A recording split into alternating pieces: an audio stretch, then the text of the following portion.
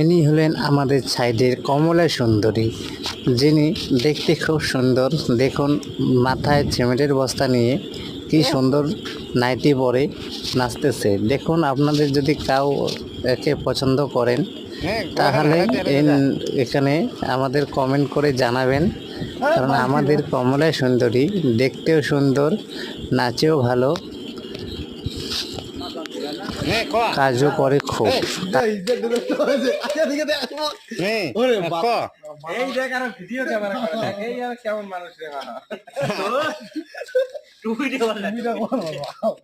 Lal Banarasi